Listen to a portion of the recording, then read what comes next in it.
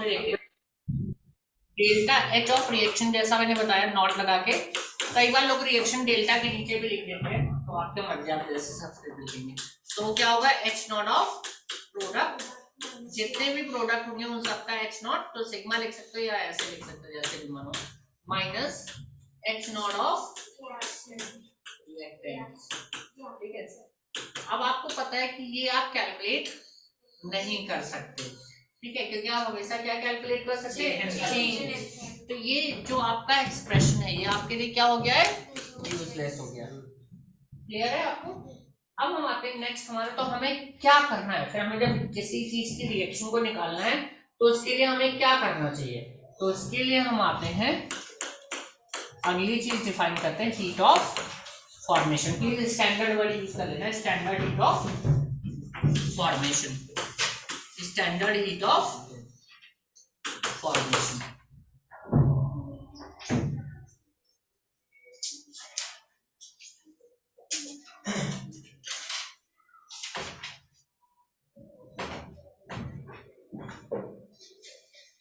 The standard enthalpy of formation of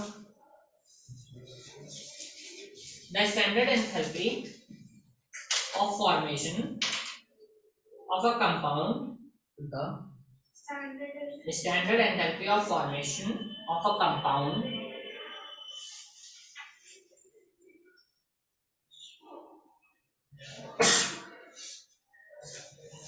the standard enthalpy of formation of a compound is the change in standard enthalpy is the change in standard enthalpy is the change in standard enthalpy when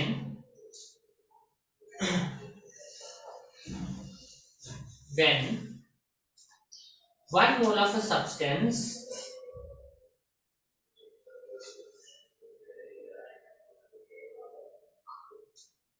when 1 mole of a substance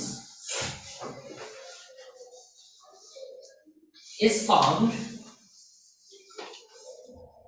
when 1 mole of a substance is formed using अब गंदा सा word आएगा, गंदी सी phrase आ रही है, using requisite amount of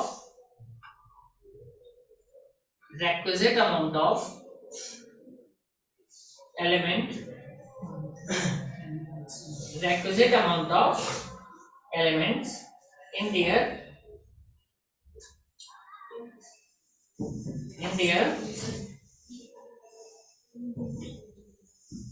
stable state of aggregation, in their stable state of aggregation AGGRE पता है ना, aggregation ब्रैकेट में लिखना means reference state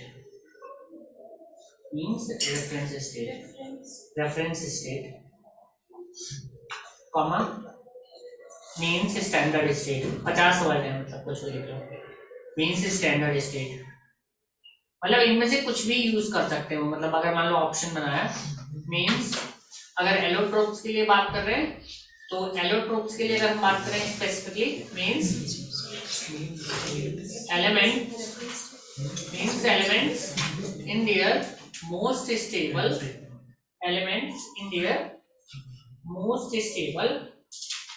allotropic form, elements in their most stable allotropic form, allotropic form। ठीक है, अभी मैं आपको जो पढ़ाने जा रहा हूँ उसका जो प्रूफ है या जो हम करेंगे बाकी कहानियां वो उतना इम्पोर्टेंट नहीं है, जो फैक्ट है वो बहुत इम्पोर्टेंट है। ठीक है, पहले एक दो चीजें और लिख लो, नोट करके डाल लेना।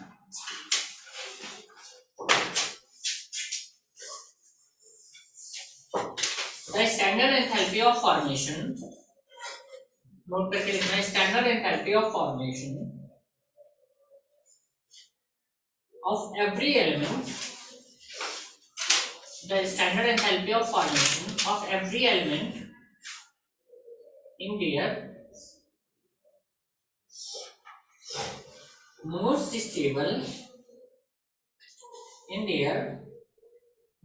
stable allotropic form, in their most stable state of aggregation,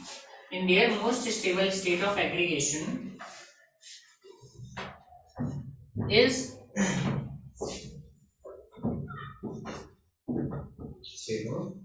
aggregation at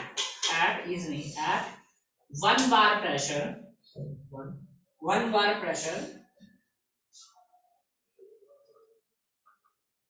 and at a specific temperature से कुछ भी ले सकते हो, कोई फर्क नहीं पड़ता। और तो क्योंकि स्टैंडर्ड ले रहे हैं तो 298 ही होगा, समझ रहे हो ना? टेम्परेचर ये स्पेसिफाइड टेम्परेचर लिखा, ब्रैकेट में 298 लिख लेना चाहिए, केल्विन इज असाइन्ड एज 0। तो हम क्या करते हैं, देखो, तो आपको अगर कोई जबरदस्ती पूछे कि delta HF not of X2 gases कितना होगा, delta H not of X2 gases कितना होगा, 0। Delta HF not of O2 gases कितना होगा, 0। But delta HF not ozone gases कितना होगा, नॉन जीरो। याद रखना, ठीक है, ये नॉन जीरो, ठीक है। अब जाते हैं, अगर और एग्जांपल हम लेते हैं, delta HF not of carbon graphite, वो कितना होगा, 0। बट जो डायमंड होगा वो क्या होगा, non zero. Delta HF not of sulphur rhombic क्या होगा, 0। बाकी कुछ भी सल्फर लिखा हो तो अगला होता है मोनोक्लिनिक, वो क्या होगा, 0 नहीं होगा। Delta HF not of phosphorus white, वो क्या होगा, 0। ठीक है, फॉस्फोरस ब्लैक और रेड वो सब क्या होगा, नॉन जीरो, ठीक है। Delta HF not of bromine, question है ये क्या होगा, नॉन जीरो। ब्रोमीन का क्या होता है, लिक्विड जीरो होता है, ये होता है क्या, हाँ ब्रोमीन भी R2 होता है,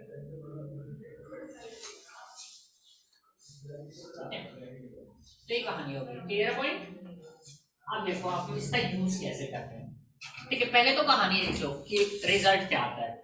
जब भी आप रिएक्टेंट से प्रोडक्ट जा रहे हैं या प्रोडक्ट से रिएक्टेंट जैसे लिखो, तो जो डेल्टा H ऑफ रिएक्शन होता है, ठीक है, पहला तरीका हमने क्या बताया था, H of product minus H of reactant, but वो हमारा क्या हो गया था, यूजलेस हो गया।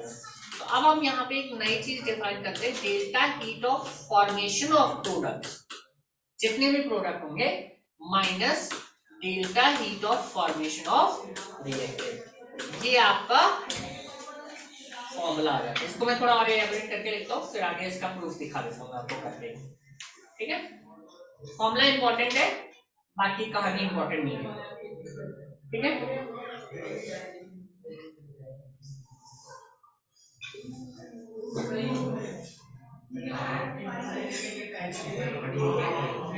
आसपास पहनना शुरू कर दो, सही बात है, तुमसे मैं भी ले आता हूँ, N95 भी है।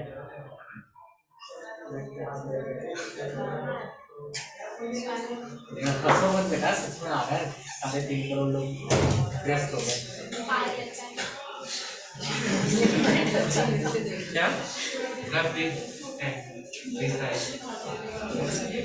फिर ना पास हो 12th वाले, फिर ना पास हो जाए 12th वाले। पास करके आया हो,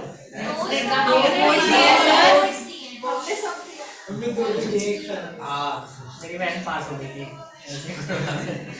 बहुत खुश रहती हो। आगे आते हैं, उसका इस बार ट्वेल्थ का एग्जाम होगा तो कोई परेशान रहती है बेचारी कि क्या पढ़ना है, क्या नहीं पढ़ना है, क्या पढ़ना है, क्या नहीं पढ़ना है। स्कूल जाना छोड़ दिया उसने, तो इसके लिए इसके टीचर उससे मेरे को कॉल करके कह रही थी, क्लास टीचर को फोन आया तो कह देना ऐसे ही बोल रहा, कॉल कर लेते, मेरा नंबर पड़ा हुआ वहाँ पे, तो इसका मैं बता दिया दादी की तबीयत खराब थी। तो कह रही मम्मी से मत बताना और मम्मी मारेंगी। ऐसे होते बच्चे मतलब।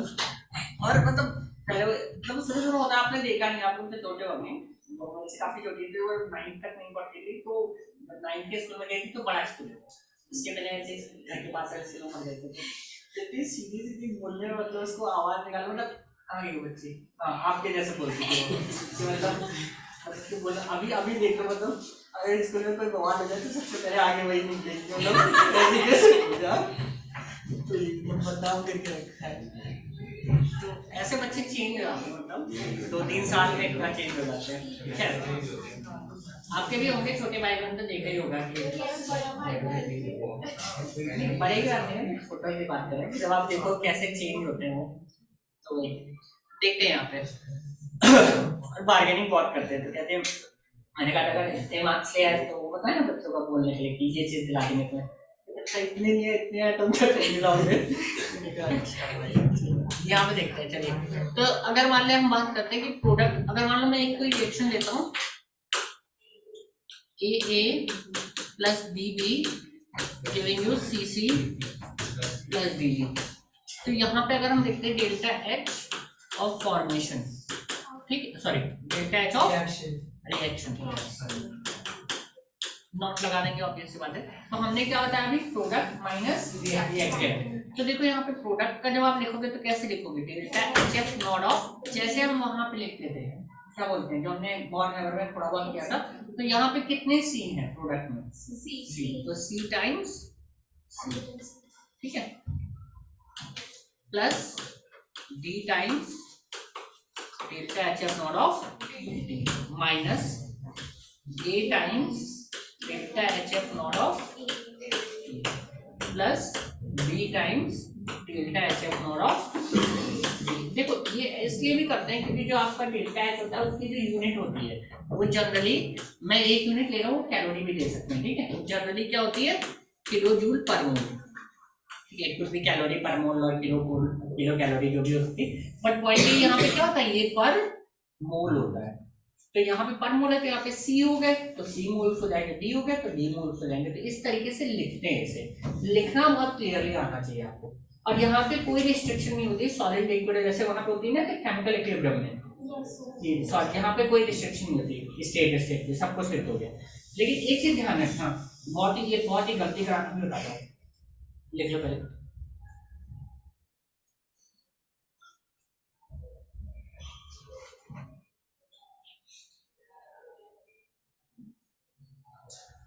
तो आपको दिख रहा होगा कि बहुत सिंपल है, इसमें गलती कराने के चांसेस कम है, ठीक है, अनटिल अनलेस आप बहुत ही हड़बड़ी में हो तो गलती करते हैं, अदरवाइज गलती कैलकुलेशन की गलती होती है और कुछ गलती नहीं होती, आपको वैल्यू रखनी होती है, लेकिन एक गलती कराने के चांस होता है, आपको यहाँ पे दिया होगा मान लो गैस, ठीक है, यहाँ पे भी सारे गैस है सपोज कर लो, ठीक है, सपोज कर लो सारे गैस है, लेकिन जो आपको डेल्टा एच एफ नॉट दिया होगा वो सॉलिड का दे देंगे, समझिए, तो ऐसी गलतियां करा सकते हैं, तो वो यहाँ पे मत रख देना, फिर उसका मतलब क्या होगा वो फिर आपको चेंज करने का तरीका मैं पढ़ाऊंगा भी, तो वहां पे ये ध्यान देना कि जो आपको डेल्टा एच एफ नॉट की वैल्यू क्वेश्चन में दी गई है और जो रिएक्शन में है इनकी स्टेट सेम है या नहीं, ये ध्यान देना है, ठीक है, तो इतना बस ध्यान देना, और कुछ चैनल इसमें कुछ है नहीं बताने के लिए, जबरदस्ती बात रहे, तो चलो अगर मान लेते हैं हम एक क्वेश्चन है आपके पास SO2 plus half O2 giving you SO3, इसका आपको डेल्टा एच निकालना है, ठीक है, उसी का प्रूफ करें एक एग्जांपल को लेकर,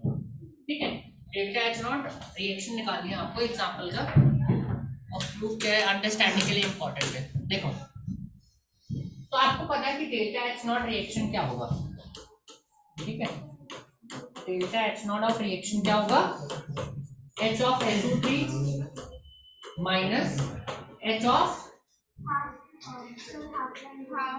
SO2 minus half of H not SO2, is that clear, सही होगा, बट हम ये कैलकुलेट कर नहीं सकते, इतना क्लियर है सबको।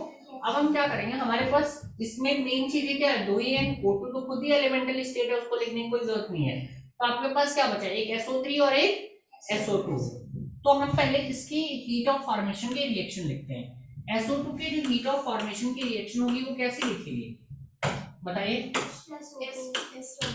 S रोम्बिक प्लस O2, ये हो गया आपका क्या, डेल्टा HF नॉट। ठीक है, delta HF not of SO2 लिख सकते हैं।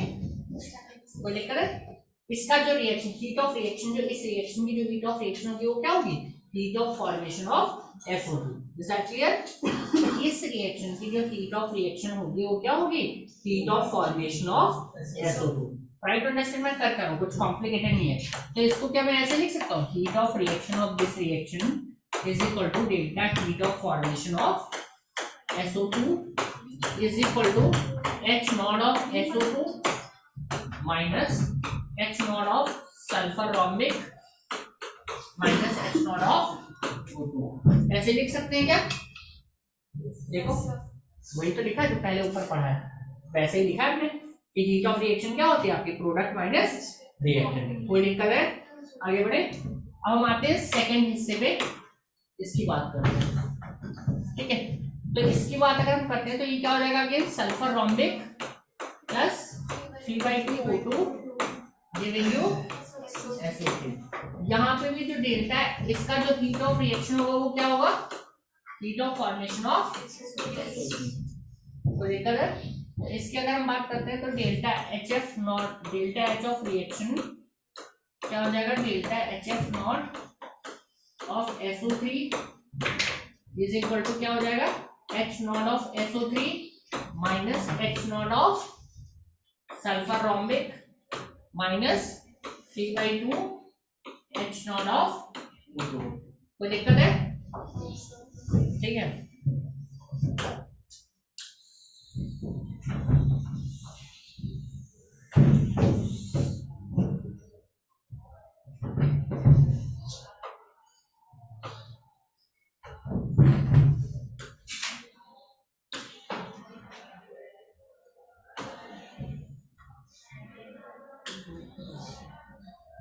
दिख रहा है सबको? अब हम बात करें कि हमें क्या करना है, इन दोनों रिएक्शन को मिला के इस रिएक्शन को लाना है। तो क्या करना होगा बताइए?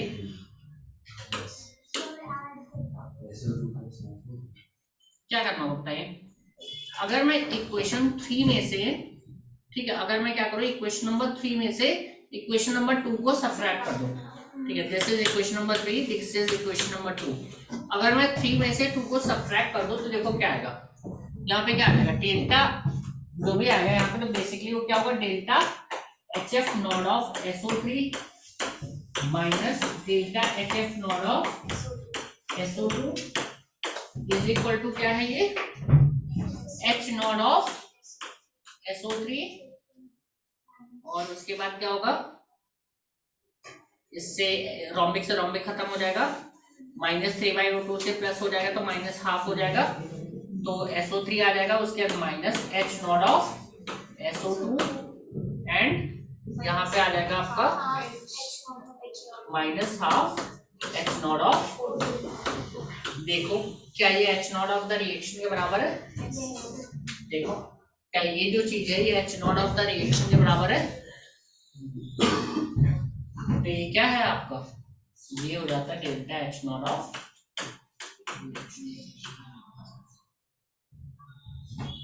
क्लियर है?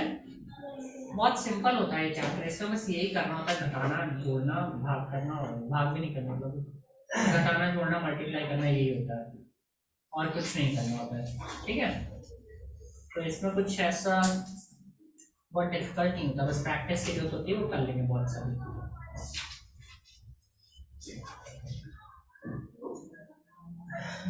तो इस तरीके से आपका, तो आपको जब कभी भी delta H not of reaction निकालना हो तो आप क्या करेंगे, प्रोडक्ट माइनस रिएक्टेंट कर देंगे। Is that clear? तो दिक्कत है किसी को समझने में इस चीज को? ठीक है,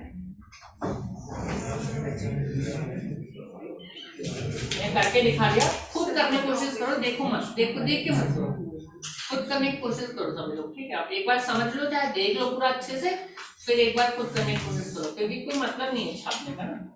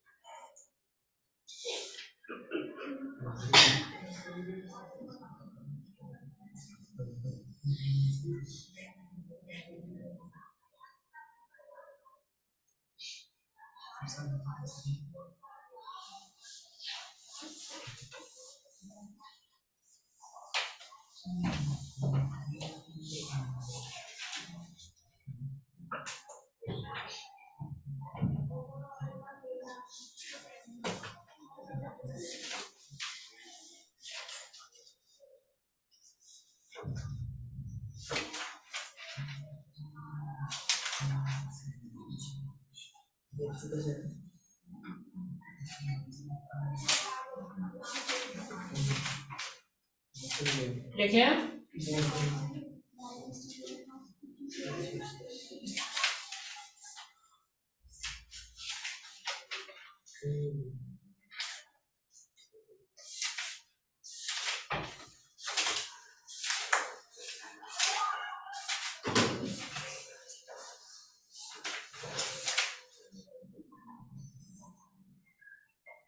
पढ़े, देखो अब देखो आपको हैश का यूज करने का मौका मिल जाएगा, क्वेश्चन को घटाना और जोड़ना होगा। From the following thermochemical equations, देखो from the following thermochemical reactions,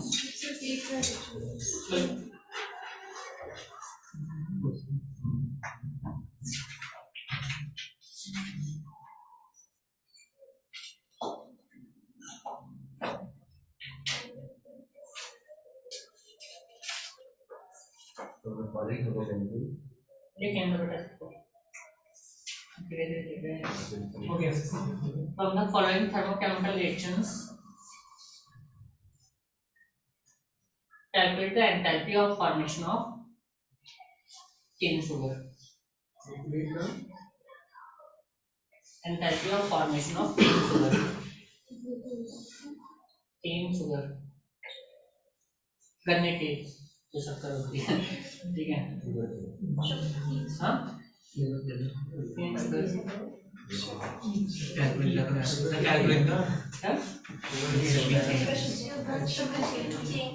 अरे केन से जो शुगर केन से शुगर बनती है उसे केन शुगर बोलते हैं। जैसे एक बीट रूट से बनती है उसे बीट शुगर कहते हैं। तो ऐसे C12H22 11 जो होती है शक्कर होती है उसको हम कहते हैं, ठीक है। अभी लिखेंगे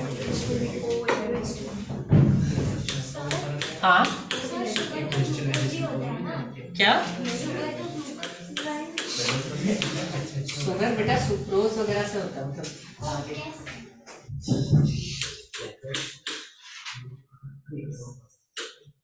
ज्यादा शक्कर गाली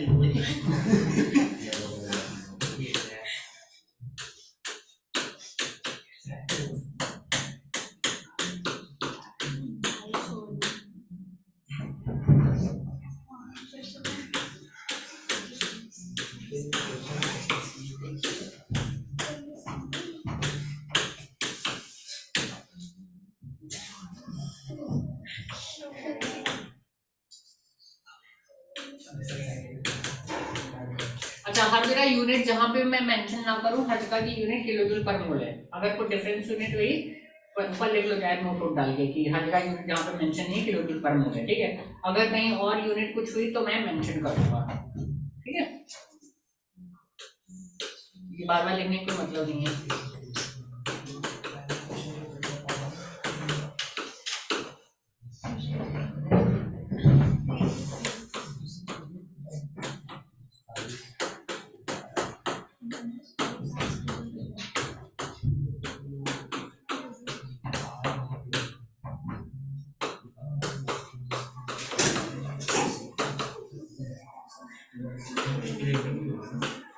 और निकालना क्या क्या बोला मैंने, enthalpy of formation of cane sugar, ठीक है। चलिए अब आपको देखो करते कैसे हैं क्वेश्चन।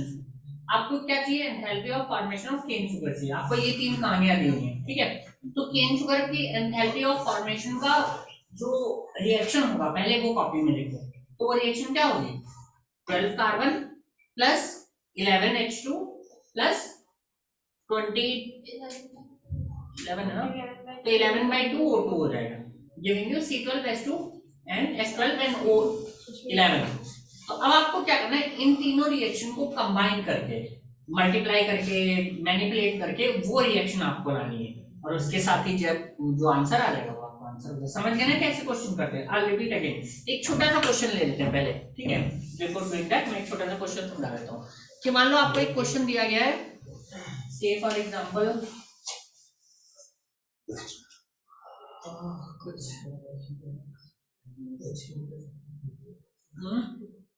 छोटा सा रिएक्शन अगर हम लेते हैं,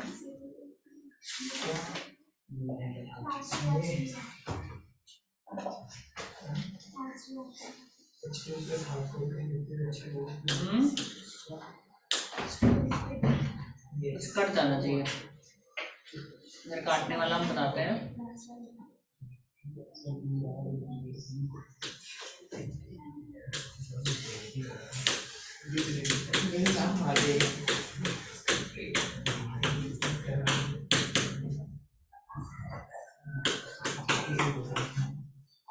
एक ये रिएक्शन दी गई है आपको,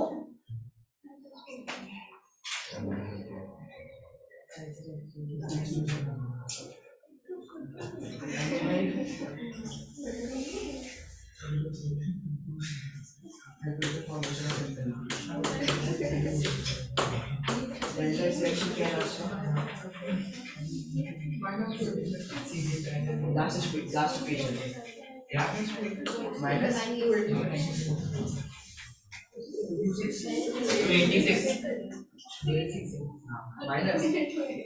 26 जैसे ये क्वेश्चन ले लेते हैं, देखो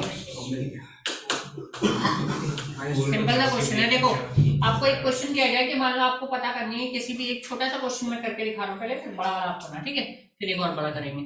तो मान लो आपको एक क्वेश्चन है C2H2 है, ठीक है? इसके 3 मोल मिला के आपको बेंजीन दे रहे हैं, ठीक है? बहुत सिंपल सा क्वेश्चन है, और आपको इसका डेल्टा H निकालना है। ये इसका आपको क्या करना है, डेल्टा H निकालना है इस रिएक्शन का। और आपको दिया गया क्या है, आपको दिया गया इसका हीट ऑफ फॉर्मेशन दिया गया और इसका हीट ऑफ फॉर्मेशन दिया गया है। क्वेश्चन में दिया गया है इसका जो हीट ऑफ फॉर्मेशन है वो A है और इसका हीट ऑफ फॉर्मेशन क्या है, B है। सपोज कर लो, तो आप कैसे करेंगे, पहले तो इसके हीट ऑफ फॉर्मेशन आपको A दिया गया है, इसकी रिएक्शन लिखो। तो आप क्या बनाना है, आपको C2H2 बनाना है। तो इसकी रिएक्शन क्या होगी, 2 कार्बन ग्रेफाइट प्लस H2, ठीक है? तो यहाँ पे डेल्टा H कितना दिया है आपको, A दिया है। Is that clear? ठीक है।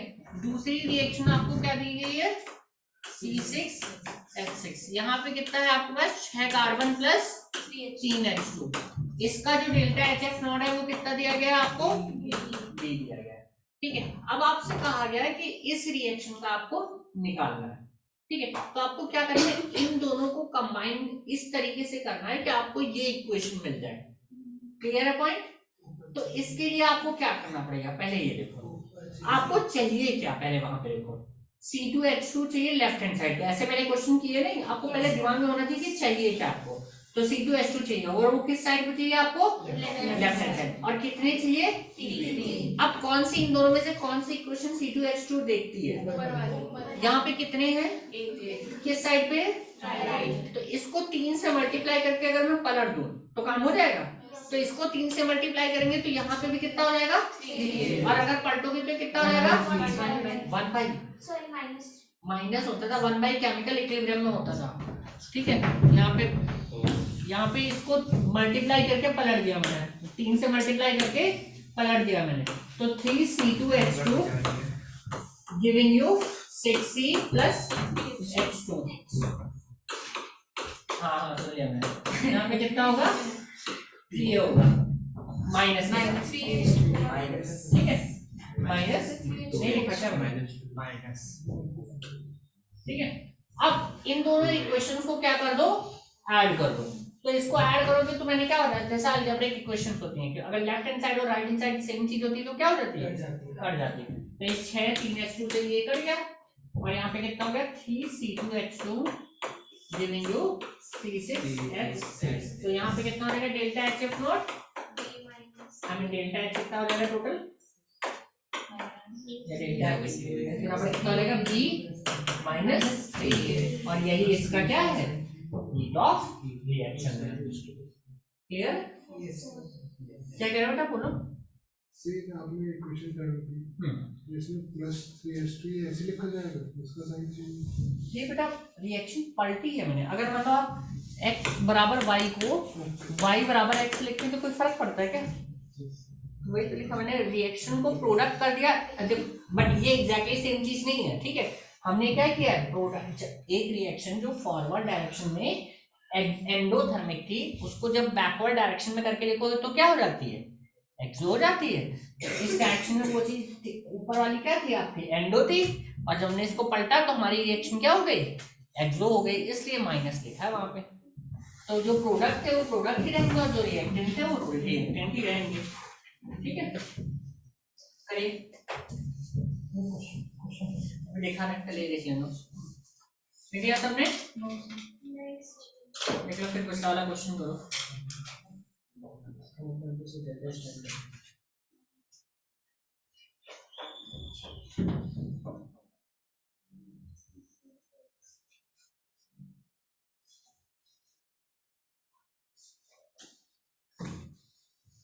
फर्स्ट हुआ तो नहीं ना, Yes, sir.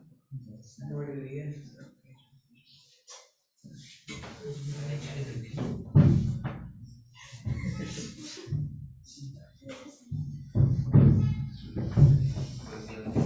इसको तो रेफरेंस दे रखा है ना। अच्छा है ये, क्या बोलते हैं इसे, ये नहीं होता है, कोई फोन बोलते हैं। गाने पे और क्या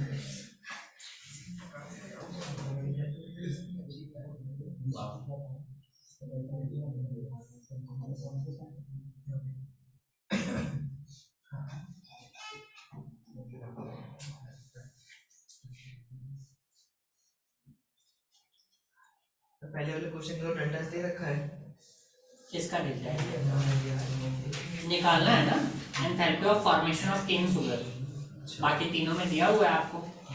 तो मैं ये कहता हूँ आपको enthalpy of formation of cane sugar निकालनी है, तो पहले उसकी बेसिक इक्वेशन लिखो। अब आपको इन तीनों इक्वेशंस को मिला के वही बेसिक इक्वेशन आपको फिगर आउट करनी है कि कैसे आएगी, समझ में आया पॉइंट।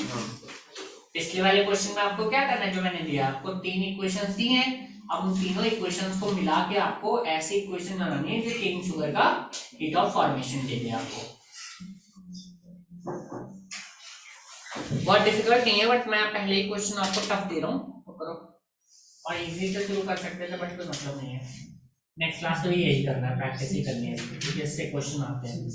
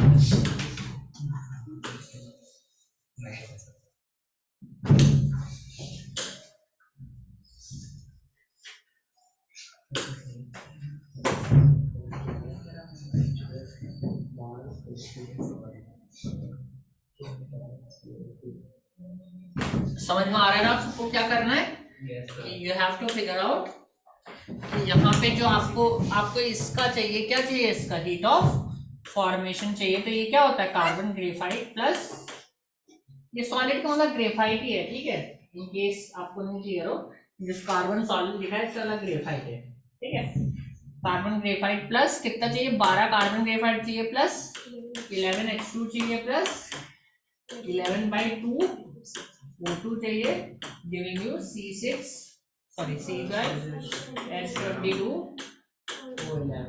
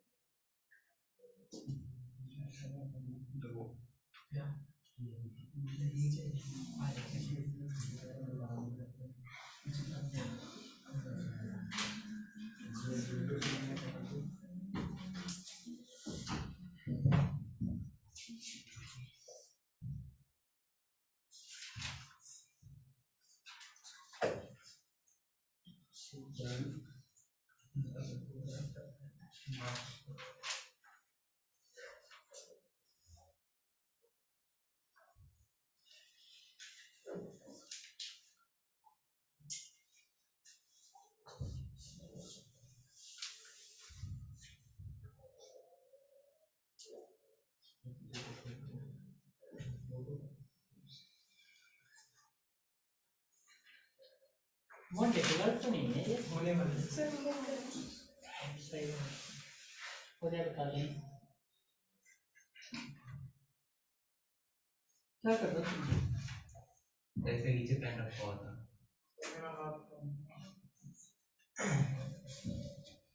और फोर्थ में करते थे ऐसे करते थे।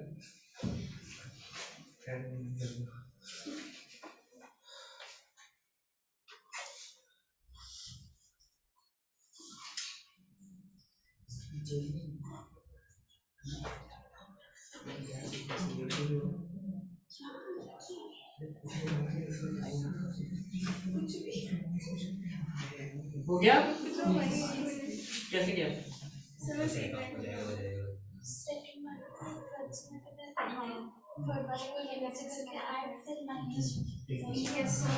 कितने लोग हो गया?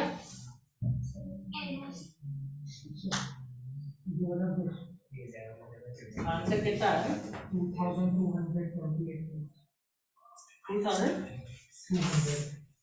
आगे 18 होना चाहिए। देखो हो सकता है मैंने गड़बड़ किया।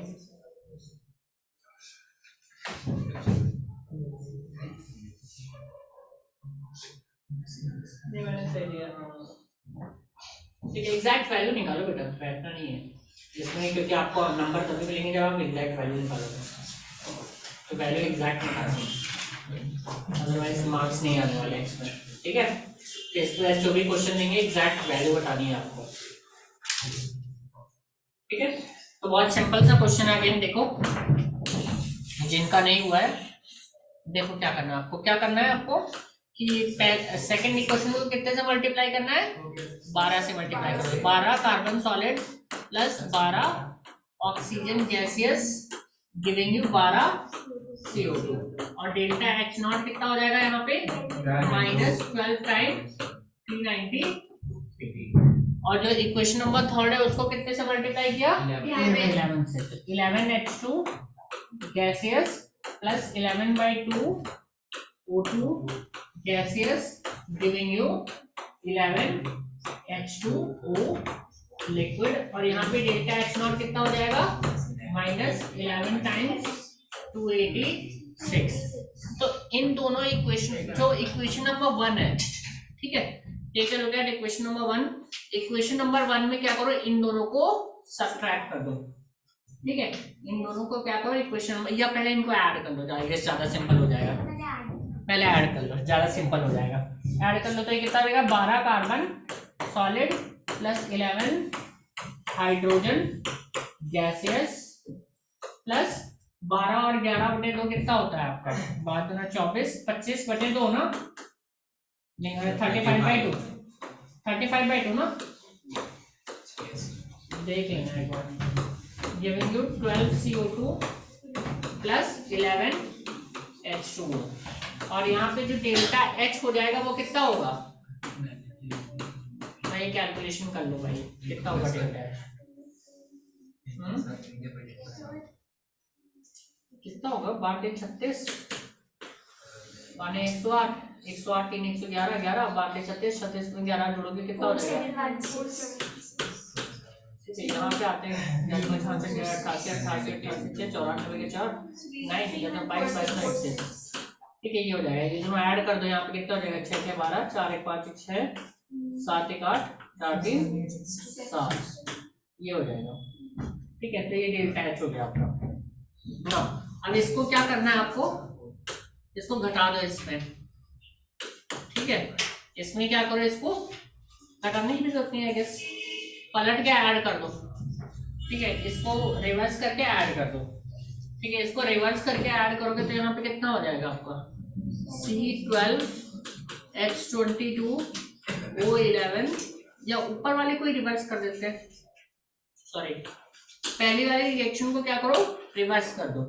इसको रिवर्स करोगे तो कितना हो जाएगा आपका 12 CO2 plus 11 H2O giving you C12 H22 O11 plus 12 O2।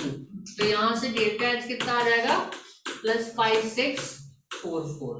दिख रहा है आपको? अब इस रिएक्शन को और इस रिएक्शन को क्या कर दो, ऐड कर दो। तो 12 से ये कट गया, ये कट गया, ये कट गया, ठीक है। और 35 O2 में से 12 O2 माइनस हो जाएंगे, तो आपका जो आंसर आ जाएगा वो कितना हो जाएगा 12 कार्बन प्लस 11 H2 प्लस 35 में से इतने जाएंगे तो कितना बचेगा, माइनस 12 जाएंगे तो कितना बचेगा 5.5। तो that is 11/2 O2 giving you C12 H22 O11 plus 12 O2। तो यहाँ पे डेल्टा H की वैल्यू कितनी हो जाएगी, ये प्लस ये, तो जोड़ लो कितना आ रहा है 2218 आ जाएगा, माइनस 2218 आ जाएगा, ठीक है। किसका किसका हो गया ना, क्या हुआ, क्या करते थे लास्ट रिएक्शन कंप्लीट नहीं हुई। अगर देखो from the data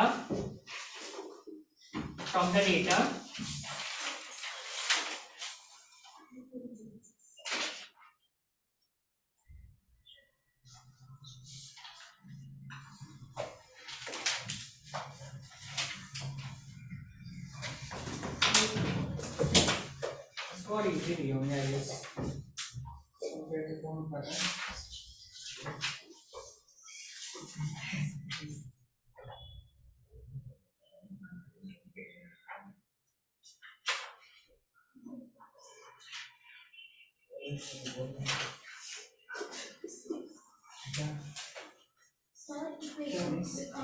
sir equation को सब्ट्रैक्ट करने में ऐसा कौन सी सब्ट्रैक्ट करना है? हाँ जो भी आप करेंगे, मैं जनरली सब्ट्रैक्ट करना प्रेफर नहीं करता, रादर देन रिवाइज करके ऐड कर दो, ज़्यादा अच्छा रहता है, गलती होने के चांसेस कम होते हैं उसमें। अगला देखो from the data eight 25 degree Celsius, from the data eight 25 degree Celsius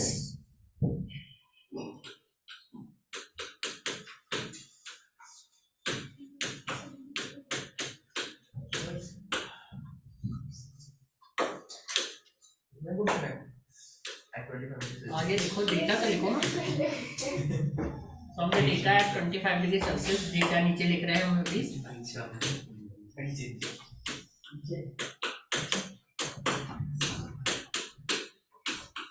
question में कुछ क्वेश्चनेबल वे होना चाहिए ना, अगर ऐसा क्वेश्चन नहीं हुआ तो क्या होगा।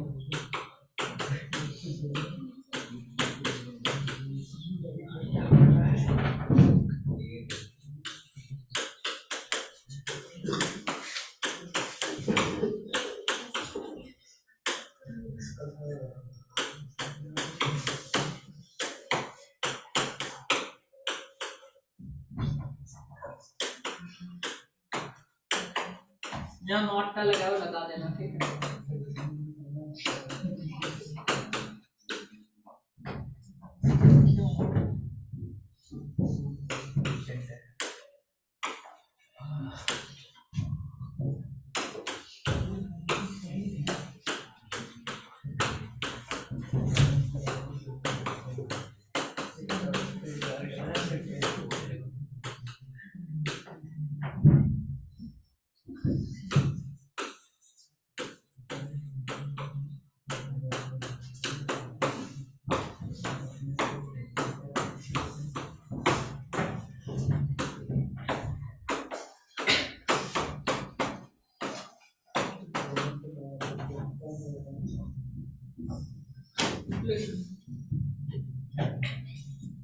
करना क्या है?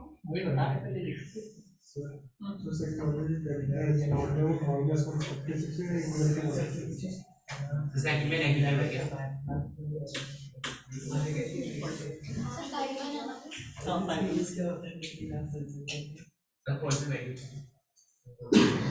माइनस 282.9।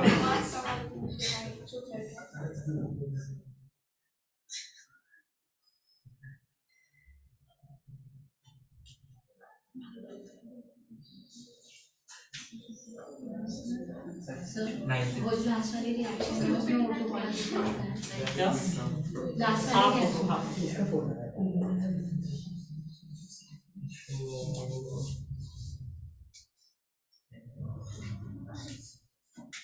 मेरी क्लासेस होता है सब क्लासेस होता है बीमार है। सर आज इसकी तबीयत खराब है। 2-3 क्लासेस हो रहा है बताएंगे सर। क्या कह रहे हैं सर 11th में हाँ बायो वालों को तो प्लांट के बारे में बताया जाता है, उसका यूज प्लांट मर जाते तो जिंदा नहीं करेगा। आपका यूज क्या है नहीं 11th में पढ़ाया प्लांट के बारे में, यूज कहाँ आया वो? बहुत सारे यूज ये लास्ट में इंसान को करना है। अच्छा इन जनरल भी अगर आपको प्लांट्स के यूजेस के बारे में नहीं पता, अगर आप ह्यूमन मेडिसिन में भी जाते हैं तो there are so many bacteria which are used in your medicinal services. ये ब्रांच बोलेगा पहले आया कोई पूछ लिया मैंने।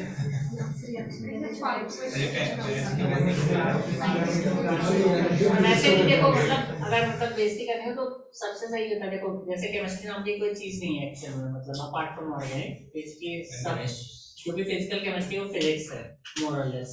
ऐसे बायो नाम की कोई चीज नहीं है अपार्ट फ्रॉम सारी केमिस्ट्री है जितनी एडवांस है हमारे बायो। दोबारा खत्म हो गया। ऐसे ही फिजिक्स नाम की भी कोई चीज नहीं है अगर आप एडवांस से पढ़ेंगे, एक्चुअली मैथ होती है सब, ठीक है सारी मैथ होती है मतलब सब हो पाया है। सब चीज जो उठाया वो सारा मैथ से उठता है, मतलब पॉइंट नहीं होता मेरा। केमिस्ट्री ऑर्गेनिक वाली होती है भाई अच्छी खासी। पिछले 4-5 साल से अगर आप देखेंगे जो नोबेल लॉरेट हो रहे हैं केमिस्ट्री में वो सारे बायो इनऑर्गेनिक के हैं, मतलब बायो केमिस्ट्री के हैं सारे के सारे। तो मतलब बायो वाले बेचारे नोबेल लॉरेट खा जा रहे हैं, मतलब केमिस्ट्री वाले को मिलना चाहिए, ठीक है। और मुझे समझ नहीं आता बायो वालों की रिस्पेक्ट क्यों नहीं कर रहे, मतलब आप केवल एक ही तो रिस्पेक्टेबल प्रोफेशन है, मतलब अगर तुम कभी बीमार हो बेटा बीमार नहीं होता केवल तुम जिंदगी अगर भी इलाज कर लेता पहले लोग मतलब कैसी की चीजें तुम हिस्ट्री पढ़ोगे तुम्हें पता चलेगा तो कैसी कैसी चीजें तुम बताइए तो मेरे को मतलब सोचो नहीं जरा सा निक लग गया लोग शेव करते हुए मर जाते थे, मतलब गलती से शेव कर रहे हैं हल्का सा निक लग गया और उसमें मर गया। तो आज के टाइम पे ऐसा नहीं है, यू शुड बी ग्रेटफुल, मतलब कि बायोलॉजी एडवांस हो गई है। चल देखो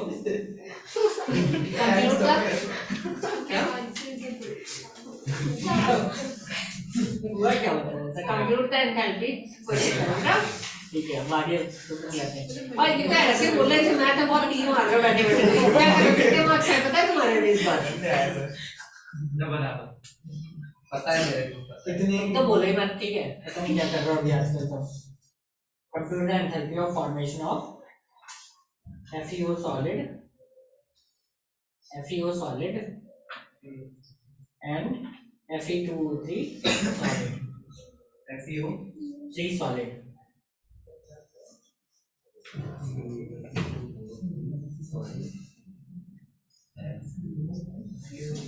Fe2O3 solid. Oh yeah. Compute the enthalpy of formation of FeO solid and Fe2O3 solid. अभी मैं पढ़ रहा था एक्चुअली बायो में थोड़ा सा जरूरत थी पढ़ने की, तो मैं पढ़ रहा था कि जो आपका इवोल्यूशन हुआ अगर प्लैंकटन नहीं होते तो हम जिंदा नहीं होते। प्लैंकटन क्या होता है? जो शार्क्स नहीं शार्क्स नहीं खाते, छोटे शार्क्स को फायर प्लैंकटन पेड़ पौधे। प्लैंकटन एक क्लास ऑफ कंपाउंड होता है जो बेसिकली चलिए आगे क्वेश्चन करिए।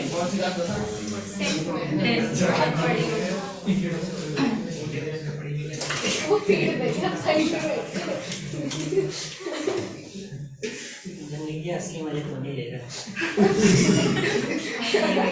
अभी तुम लोग आते जिंदगी छुड़ाने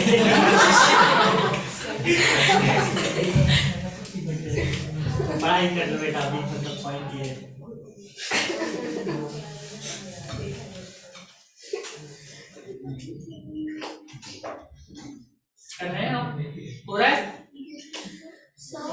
Fe का स्टैंडर्ड फॉर्म पे Fe होगा ना? किसका? Fe solid.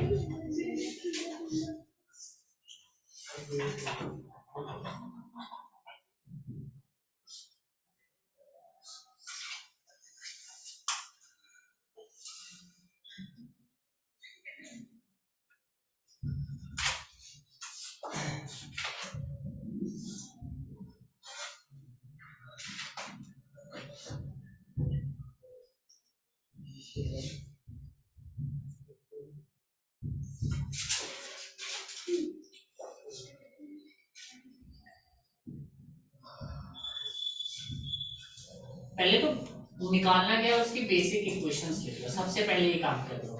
FeO की और Fe2O3 क्या क्या निकालने हैं? रेट ऑफ फॉर्मेशन निकालना है, तो पहले उनकी बेसिक रिएक्शन लिख लो। फिर आप क्या करो, जो आपको गिवन है उनमें से देखो किसको कंबाइन करके क्या बन सकता है। बहुत सिंपल क्वेश्चन है, ज्यादा कॉम्प्लिकेटेड नहीं है सच।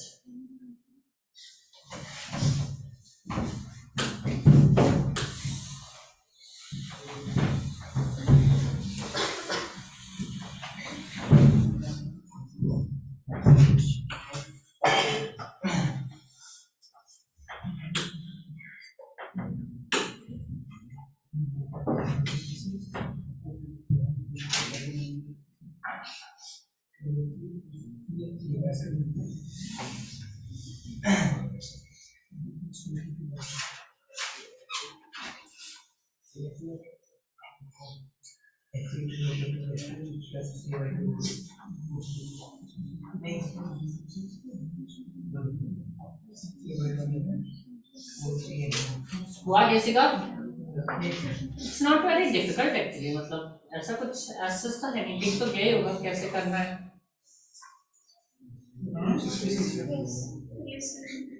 हो गया?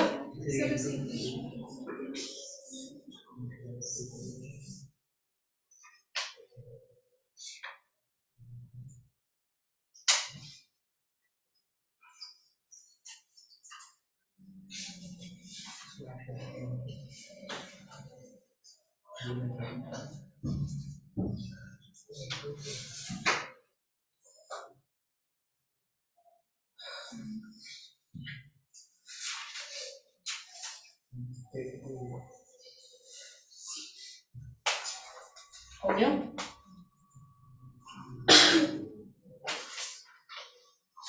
सॉल्व कर लेना, बट ये तो दिख जाना चाहिए ना आपको कि कौन से इक्वेशन का कौन सा यूज हो। आंसर ना आया वो बात अलग है, बट दिख गया हो नहीं। चलो FeO के लिए कौन कौन सी इक्वेशन यूज करोगे?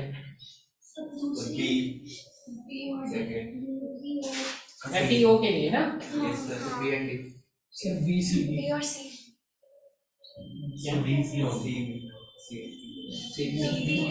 B और C केवल?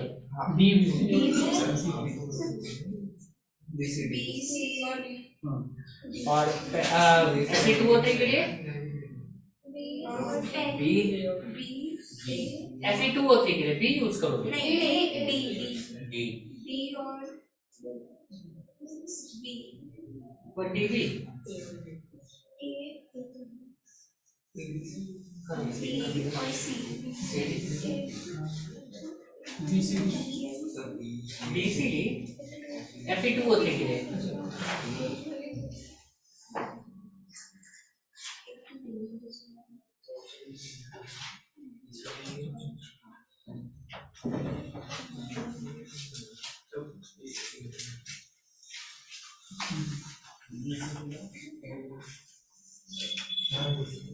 हो गई कहानी? करेक्ट? BCD पहले के लिए, दूसरे के लिए CD। चलो कौन बताएगा? लिखता हूँ मैं, बताइए। पहले FeO की बात कर लेते हैं, कौन बताएगा? बोलो, खड़े हो जाओ, बताओ, बताइए। नहीं मतलब क्या करना है, क्वेश्चन के वाइज बताओ। वो तो ठीक है ना, उनको क्या करना है? तो जो D है उसको 3 से मल्टीप्लाई कर सकते हैं। और उसके बाद कुछ कलेक्टर तो नहीं, एक साथ बता देना। अभी बोलो। पहले 3 से मल्टीप्लाई करना है। 3CO plus 3 by 2O2 giving you 3CO2। तो हमने क्या किया, क्वेश्चन नंबर D को 3 से मल्टीप्लाई कर दिया, ठीक है। तो यहाँ पे जो डेल्टा X नॉट होगा वो भी कितना हो जाएगा?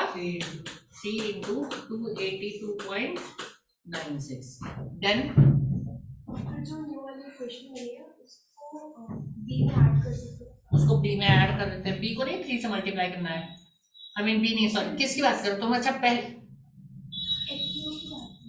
अच्छा FEO की बात कर रहे हो ना पहले, तो पहले क्वेश्चन नंबर सी को भी 3 से मल्टीप्लाई कर लेते ना, फिर बाद में ऐड कर लेंगे तो इजी हो जाएगा थोड़ा। तो एक क्वेश्चन नंबर सी को भी 3 से मल्टीप्लाई कर देते हैं।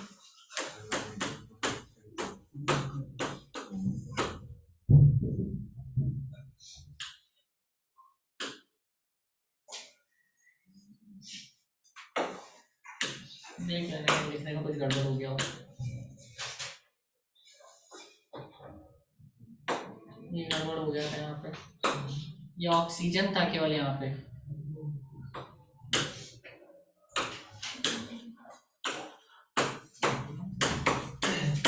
ये सही कर लेना, आखिर में CO है, CO2 नहीं है, वरना क्वेश्चन ही नहीं होगा। 393.51, ठीक है। अब ये दो इक्वेशन बन गई, इक्वेशन सी को 3 से मल्टीप्लाई कर दिया था, इक्वेशन डी को 3 से मल्टीप्लाई कर दिया था। अब क्या कर सकते हैं, इक्वेशन नंबर जो सी है उसको मैं क्या कर रहा हूँ, रिवर्स कर दे रहा हूँ, ठीक है। इक्वेशन नंबर ये जो है इसको रिवर्स कर दे रहा हूँ मैं, ठीक है। इसको रिवर्स करेंगे तो कितना हो जाएगा, 3CO2 देन गड़बड़ होगा, नहीं यहाँ CO2 ही होगा, सॉरी CO2 ही होगा, सही लिखा है ना सब कुछ। 3CO2 giving you 3 carbon graphite plus 3O2 giving you delta H not is equal to plus 3 into 393.51. Is that clear? ठीक है, तो ये हो गई आपकी इक्वेशन और ये हो गई। अब हम आते हैं इक्वेशन नंबर बी पे। अगर हम इक्वेशन नंबर बी को देखते हैं और इसको ऐड कर देते हैं, इनको हम इक्वेशन ई मान लेते हैं, इसको इक्वेशन एफ मान लेते हैं।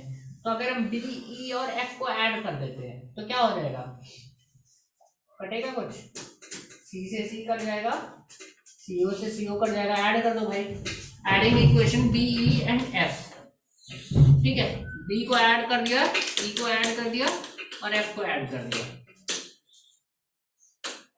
ठीक है। तो कितना हो जाएगा, FeO solid plus 3 carbon graphite plus left hand side add कर दो सब जगह की, 3CO plus 3/2O2 plus 3CO2, ठीक है। सब कुछ लेफ्ट हैंड साइड पे ऐड हो गया। राइट हैंड साइड पे आते हैं, Fe solid plus 3CO plus इधर भी राइट हैंड साइड सब ऐड कर दो, 3CO2 plus 3 carbon graphite plus 3O2, और जो डेल्टा H हो जाएंगे वो भी क्या हो जाएंगे, सारे आपस में ऐड हो जाएंगे। तो ये ऐड हो जाएगा इससे प्लस इससे, ये तीनों जिनको हमने राउंड किया वो सब ऐड हो जाएंगे। अब देखते हैं हम क्या आएगा आगे कहानी। तो क्या हो रहा है, क्या क्या कटेगा, काटो भाई, काटने में एक्सपर्ट हो गया आप लोग, ठीक है। तो यहाँ पे क्या हो गया, CO2 से CO2 कट गया, कार्बन से कार्बन कट गया, CO से CO कट गया। अब क्या बचा है, ऑक्सीजन, ऑक्सीजन कहीं नहीं कट रही है, कट रही है ये 3/2O2 लेफ्ट हैंड साइड पे, राइट हैंड साइड पे 3O2 है, तो कितना बचेगा लेफ्ट हैंड साइड पे, हाफ बचेगा केवल। Fe, I mean right hand side पे 3/2 बचेगी केवल। FeO solid giving you Fe solid plus 3/2। कुछ ज्यादा क्यों नहीं आ रहा है, कुछ और कहीं पे एक ऑक्सीजन और रह गया होगा, एक ऑक्सीजन कहीं पे रह गया है, कहाँ पे रह गया है,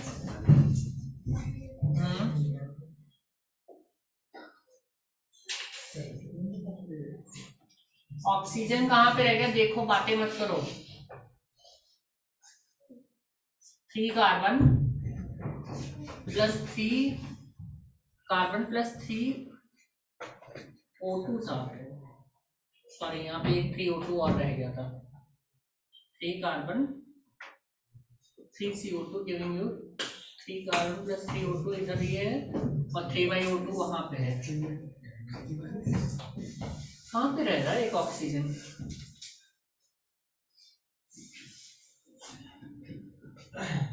कुछ गड़बड़ हुआ ना? हाफ ओटी तो चाहिए। यस सर, क्या? हाफ ओटी तो चाहिए। हाफ ओटी चाहिए 3 ओटी। तो हाफ ही बचा है क्या? 3 में से 3/2 जाएगा, 3/2 बचेगा ना?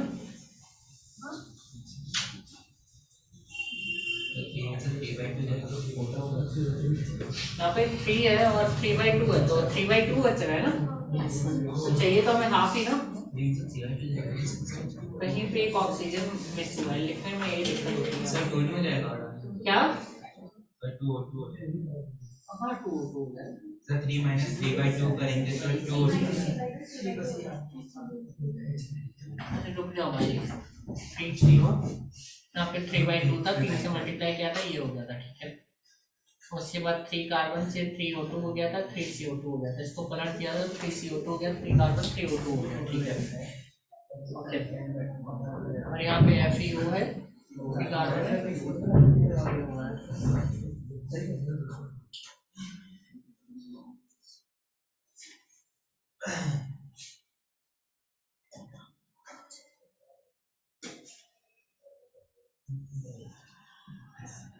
ये कार्बन प्लस 3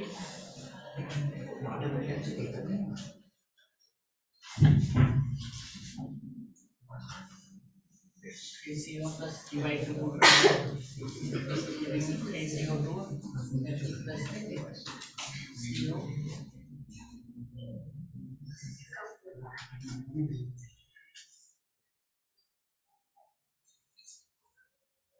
सर जो बी वाली रिएक्शन है उसे बैलेंस करना पड़ेगा क्या? बैलेंस नहीं है बैलेंस तो है, क्या दिक्कत तो है? नहीं, बी में ओ नहीं है ना सर, बैलेंस सर एक ही ओ है। वही गड़बड़ हो रहा है। हाँ ठीक है, सही कह रहा हूँ, सॉरी। यहाँ पे देख लो, इसको 3 से यहाँ से होगा और यहाँ पे भी 3 होना चाहिए था। अब बैलेंस है ना, ये गड़बड़ हो रही थी।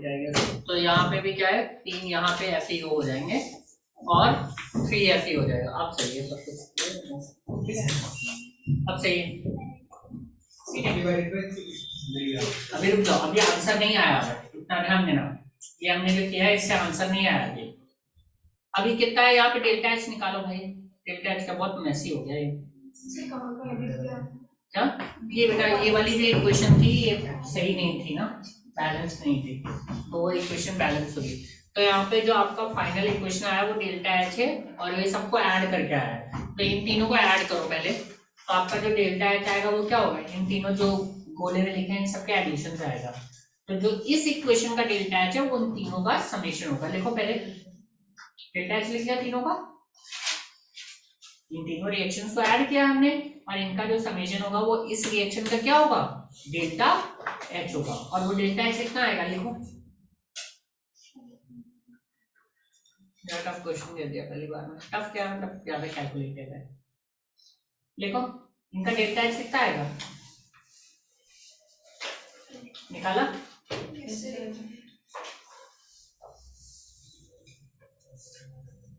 इन तीनों को सम किया था तो इनका सम क्या हो जाएगा, डेल्टा H हो जाएगा।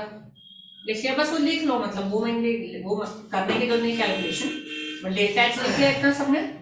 ना आगे बढ़े, तो आपकी जो इक्वेशन है वो क्या है,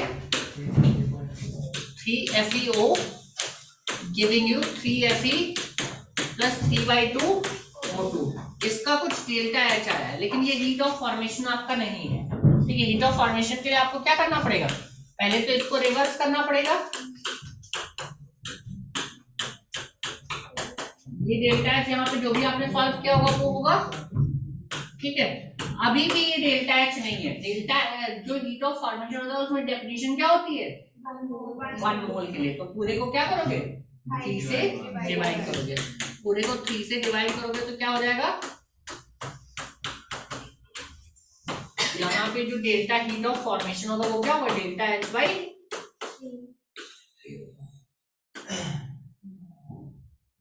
ठीक है, जो ये डेल्टा H नॉट आया था इसको 3 से डिवाइड करेंगे तब जाके आपका हीट ऑफ फॉर्मेशन आएगा। क्लियर है? तो इस तरीके से आप कर सकते हैं।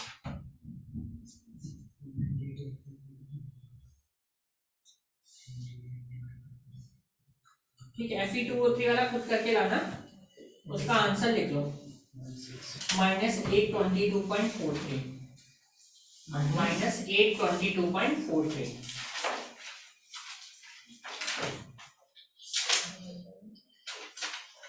-822.43 हेडिंग डालो एंथैल्पी ऑफ कंबस्शन हेडिंग डालो enthalpy of combustion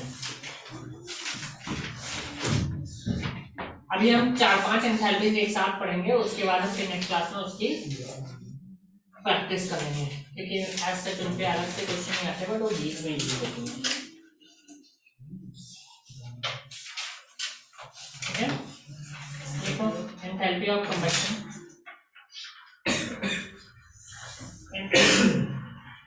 enthalpy change when again यहाँ पे कितना लेंगे कितने मोल लेंगे when 1 mole of substance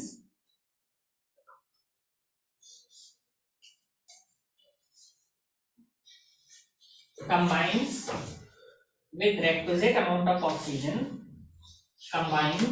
with requisite amount of oxygen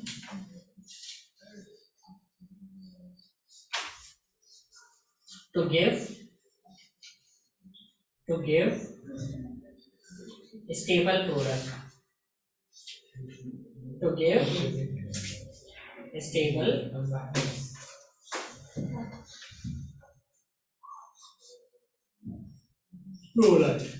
ठीक है जैसे कि देख लो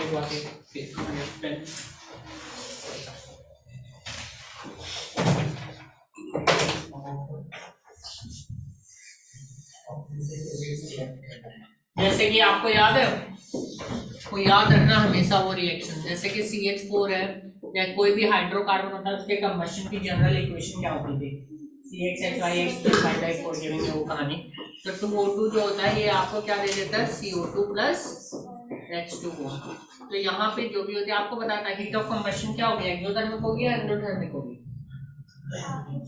सिंपल सी चीज है किसी भी चीज को जलाओगे तो आग निकलती है ना उसमें तो मतलब यहाँ पे क्या होता है आपको एनर्जी मिलती है तो डेल्टा H क्या होता है ये आपके साथ एक्सोथर्मिक होती है तो ये जो एनर्जी निकलती है इसे हम क्या कहते हैं हीट ऑफ कंबशन लिख लो कहानी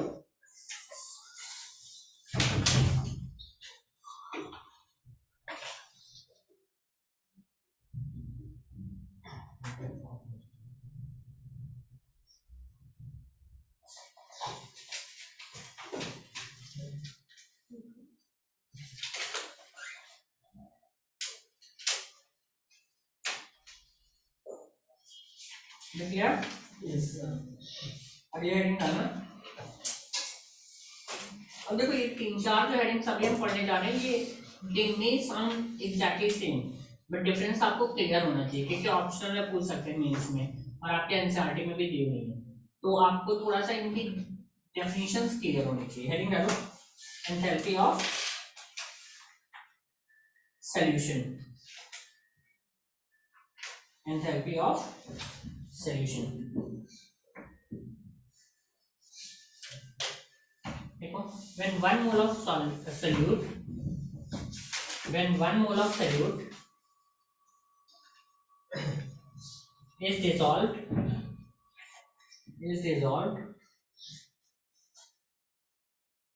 in excess amount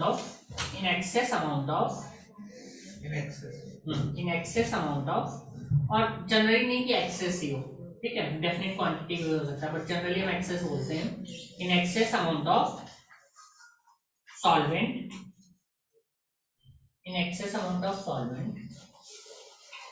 ठीक है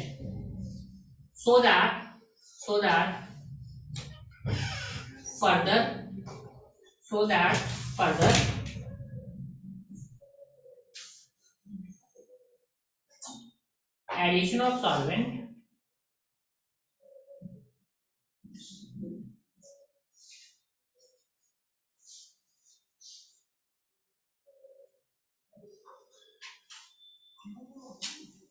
further addition of solvent does not produce any more heat change अब यहाँ पे देखो यहाँ पे ट्रिकी कहानी क्या है यहाँ पे दो चीजें होती हैं समझो ठीक है, बहुत ही सिंपल चीज है और आपके जो बुक में है वो बस इतना ही है, बट हम थोड़ा सा आगे जा रहे हैं। ठीक है, आपके जो एनसीईआरटी में दिया है बस इतना ही दिया है।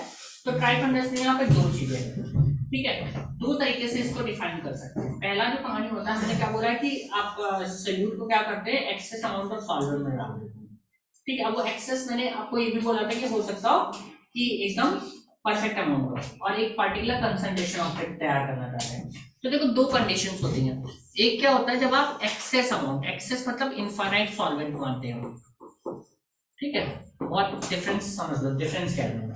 जब इनफाइनाइट सॉल्वेंट ले लेते हैं मतलब कि आपने इतना सॉल्वेंट ले लिया कि सॉल्यूट और सॉल्वेंट के जो सॉल्यूट और सॉल्यूट के बीच का जो इंटरेक्शन है वो क्या हो गया, ऑलमोस्ट जीरो। ठीक है, जब आपने इतना सॉल्वेंट ले लिया कि सॉल्यूट के बीच का कोई मतलब नहीं रहा, तो उस समय जो एंथैल्पी होती है उसे हम बोलते हैं एंथैल्पी ऑफ सॉल्यूशन। जनरली जब आप एंथैल्पी ऑफ सॉल्यूशन की बात बोलते हैं, एक्चुअल में नाम होता है definite enthalpy of solution. But जो हम एंथैल्पी ऑफ सॉल्यूशन जब कॉमनली बोलते हैं तो इसका मतलब यही होता है कि जो आपका सॉल्वेंट है वो क्या लिया आपने, बहुत ही एक्सेस में लिया।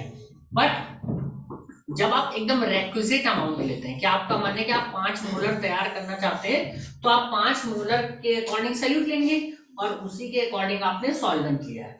जब आप चाहते हैं कि रेक्विजिट कंसंट्रेशन चाहते हैं, ठीक है, कि जब आप डेफिनेट कंसंट्रेशन चाहते हैं तो उसे बोलते हैं आप इंटीग्रल एंथैल्पी ऑफ सॉल्यूशन। तो डिफरेंस समझ लो बस, इंटीग्रल एंथैल्पी ऑफ सॉल्यूशन। ठीक है, जनरल जब एंथैल्पी ऑफ सॉल्यूशन बोलेंगे तो वहां पे सॉल्वेंट एक्सेस होगा, बट जब आप फिक्स्ड अमाउंट ऑफ सॉल्वेंट लेंगे तो उसे हम क्या बोलेंगे, integral enthalpy of solution. Is that clear? तो ये डिफरेंस लिख लेना ताकि आपको बाद में क्लियर रहे अगर कोई पूछ रहा है। न्यूमेरिकल का कोई मतलब नहीं है इसमें ज्यादा, बट फिर भी लिख लो क्या जा रहा है।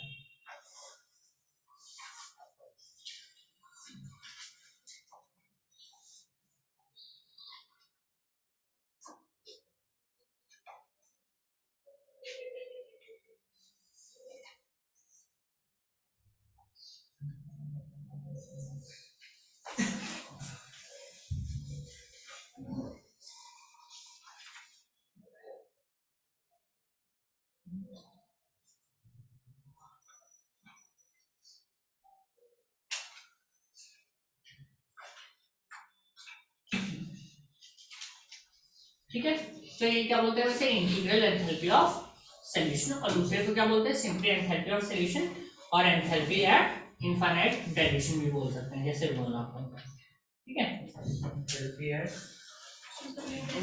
Integration, integral enthalpy of solution बोलते हैं उसे, सिंपली एंथैल्पी ऑफ सॉल्यूशन बोलते हैं। अब देखो इसको लिखते कैसे हैं, ये भी बहुत क्लियर होना चाहिए आपको। थोड़ा सा डिफरेंस, इसमें न्यूमेरिकल्स नहीं आएंगे, अगर इससे कोई क्वेश्चन पूछेगा तो वो थ्योरेटिकल ही आएंगे। ठीक है, देखो अब इसको लिखने का तरीका क्या होता है। मान लो कि आप HCl को पानी में डाल रहे हैं, ठीक है, HCl आपने सॉलिड गैस लिक्विड जो मैंने बोलेगा आपकी मर्जी है। अब आपने क्या किया, इसको 10 पानी में डाल दिया आपने, तो इसको शो जो करते हैं वो ऐसे करते हैं, HCl 10H2 ऐसे शो करते हैं। तो इस तरीके से इसको आप शो करते हैं, पानी में यहाँ पे लिक्विड होगा और ये तो पूरा लिक्विड हो जाएगा।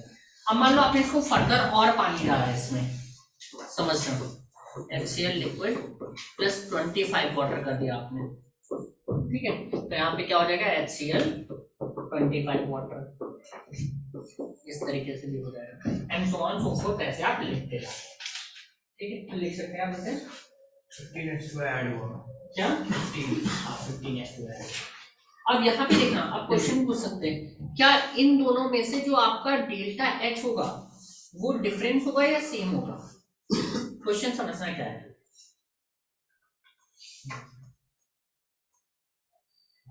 क्या इन दोनों में जो दोनों ही आपके क्या है, एंथैल्पी ऑफ सॉल्यूशन है, तो दोनों ही एंथैल्पी ऑफ सॉल्यूशन सेम होंगे या डिफरेंट होंगे, डिफरेंट होगा। ठीक है, यहाँ पे आपने फर्दर डाइल्यूट किया और इसे ही आगे चल के आप जो कॉन्सेप्ट बोल देते हैं उसे हम बोल देते हैं एंथैल्पी ऑफ डाइल्यूशन। ठीक है, जैसे मैं आपको एग्जैक्ट वैल्यू बता देता हूँ, you don't have to remember the values जो मैं लिख रहा हूँ। ठीक है, एक की -69 होती है, दूसरे की -72 होती है, इसकी -69 होती है, पॉइंट समथिंग होती है, आपको जानने की जरूरत नहीं, वो -72 होती है इसकी डेल्टा H। ठीक है, यहाँ पे आपका क्या हो रहा है, जब आप डाइल्यूशन कर रहे हैं फर्दर, क्योंकि यहाँ पे limited amount of delta H है, sorry limited amount of water है। बट अगर मैं ऐसे लिखता, समझो अगर मैं यहाँ पे ऐसे लिखता, मतलब पानी लिख दिया मैंने यहाँ पे, इसका जो डेल्टा एच आता है वो आता है -75, ठीक है। यहाँ पे मैंने तेल के यहाँ पे पानी डाल, सॉरी बहुत ही हाई अमाउंट ऑफ वाटर डाल दिया यहाँ पे, ठीक है। तो बहुत ज्यादा जब आपने यहाँ पे पानी डाल दिया तो यहाँ पे क्या होगा आपका, फर्दर पानी एडिशन से क्या होगा आपका, कुछ नहीं होगा। Is that clear? फर्दर जो वाटर का एडिशन होगा उससे आपका यहाँ पे कुछ भी नहीं होगा। तो यहाँ पे फिक्स है, यहाँ पे इसको हम इनफाइनाइट डाइल्यूशन की कंडीशन की तरह इसको ले सकते हैं। यहाँ पे जो क्या हो रहा है, यहाँ पे आप जैसे जैसे पानी बढ़ाते जा रहे हैं वैसे वैसे उनका सॉल्वेशन बढ़ता जा रहा है और वैसे वैसे उनका क्या होता जा रहा है, डेल्टा एच चेंज होता जा रहा है। इस केस में अगर आप पानी डालेंगे तो डेल्टा एच में कोई भी चेंज नहीं होगा। Is that clear? कोई दिक्कत है, समझ में आ गई? लिखने का तरीका बस देख लो और कुछ नहीं, लिख लो इसको।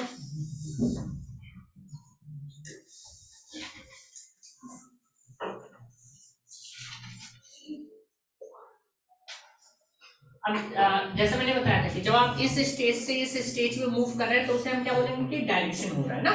तो अब ये हेडिंग डाल दो एंथैल्पी ऑफ डाइल्यूशन। तो डिफरेंस समझ में आना चाहिए, एंथैल्पी ऑफ सॉल्यूशन और एंथैल्पी ऑफ डाइल्यूशन क्या होती है। एंथैल्पी ऑफ डाइल्यूशन एक तरीके से क्या है, एंथैल्पी ऑफ सॉल्यूशन का ही पार्ट है ना। डाइल्यूशन बस क्या होता है, किसी के रेफरेंस में बोलते हैं आप, दैट्स इट। सॉल्यूशन क्या होता है, अपने आप में बोलते हैं कि हमने सॉल्यूशन डाल दिया। तो डाल दो, मैं लिखा देता हूँ ढंग से।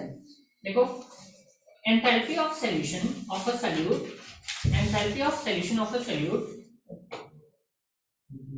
Enthalpy of a solution of solute varies with concentration, varies with concentration,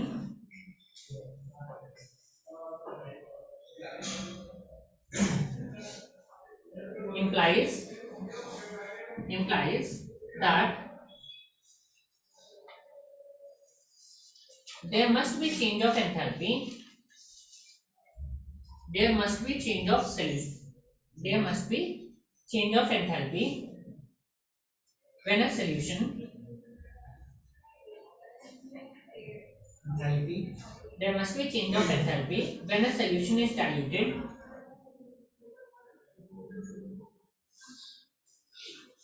when the solution is diluted by adding more solvent, by adding more solvent.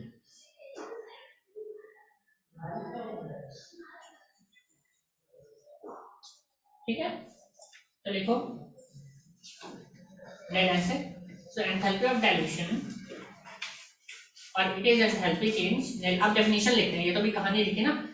It is enthalpy change, it is enthalpy change when 1 mole of solute, when 1 mole of solute is dissolved, when 1 mole of solute is dissolved in very large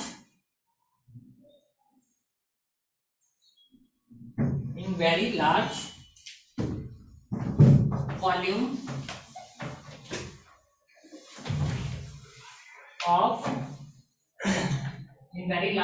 of solution, in very large volume of solution, when 1 mole of solute is dissolved in very large volume of solution, और bracket में लो और limited amount,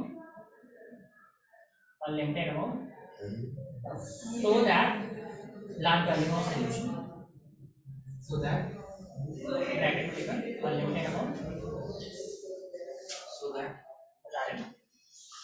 so that there is change of concentration. Same कहानी है, देखो so that बस एक बार समझ लो, आखिरी चीज है ये, खत्म हो जाएगा। ठीक है, सेम कहानी है। आपके पास HCl था, आपने क्या किया, एक बार 10 में HCl डाला तो जो हीट मिली वो आपको क्या कहलाया, आपने हीट ऑफ सॉल्यूशन। अब आपके पास दूसरा एक HCl था, उसको आपने क्या किया, 25 पानी में डाला, वो भी क्या हुई, हीट ऑफ सॉल्यूशन। आपने एक बार बहुत सारे पानी में डाल दिया, वो भी क्या हुई, हीट ऑफ सॉल्यूशन। बट अब दूसरा तरीका उठाते हैं। हमने एक बार 10 में पानी डाला था, ठीक है, अब हमारे पास और HCl बर्बाद करने के लिए नहीं है, तो हमने उसमें क्या किया, 15 पानी की बूंदें मिला दी, तो वो क्या हो गया, डाइल्यूशन हो गया ना। ये क्या हुआ, लिमिटेड डाइल्यूशन हुआ ना। तो लिमिटेड हुआ तो उसको हमने पिछले वाले में क्या नाम दिया था जब लिमिटेड करते थे, इंटीग्रल। तो यहाँ पे ये क्या हो गया, इंटीग्रल एंथैल्पी ऑफ डाइल्यूशन, ठीक है। अगर लिमिटेड लेते हैं, एक बार हमने क्या किया, ढेर सारा मिला दिया, ये वाला केस आ गया, तो वो क्या हो गया आपका, अनलिमिटेड हो गया। उसको हम एक्चुअली डिफरेंशियल बोलते हैं, बट फालतू में नाम याद करने की जरूरत नहीं है, ठीक है। तो वो हमारा सिंपल क्या हो जाएगा, एंथैल्पी ऑफ डाइल्यूशन। क्लियर हो गया कि एंथैल्पी ऑफ सॉल्यूशन और एंथैल्पी ऑफ डाइल्यूशन का मतलब क्या है। डाइल्यूशन में हम क्या कर रहे हैं, एक सॉल्यूशन को डाइल्यूट करते जा रहे हैं। तो किसी सॉल्यूशन को अगर आपको बनाना है, सोचो ना, अगर आपको 5 मोलर कंसंट्रेशन बनानी है तो आप क्या कर सकते हैं, डायरेक्ट 5 मोलर बना सकते हैं, या आप 10 मोलर बना के उसको क्या कर सकते हैं, धीरे धीरे डाइल्यूट कर सकते हैं। यही चीज हम करें, हम direct enthalpy of solution calculate कर सकते हैं, या फिर हम उसे डाइल्यूट कर करके कर सकते हैं। क्लियर है पॉइंट। अब ये हेडिंग डाल देना, एंथैल्पी ऑफ हाइड्रेशन पर, एंथैल्पी ऑफ हाइड्रेशन। इसमें टेस्ट है आपका, अच्छा पैकेज खोल लो, ये करना शुरू कर सकते हो आप। थर्मोडायनामिक्स से बहुत सारा क्वेश्चन करना शुरू कर सकते हो। नेक्स्ट क्लास में लेके आना, एक्सरसाइज 1 पूरी ट्राई करना, पूरा हो जाए, नहीं तो अगले 100 क्वेश्चन तो कर ही लेना, 56 से आगे।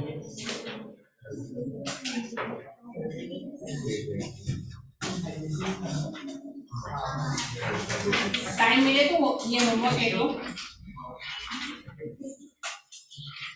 Fingers box 1 3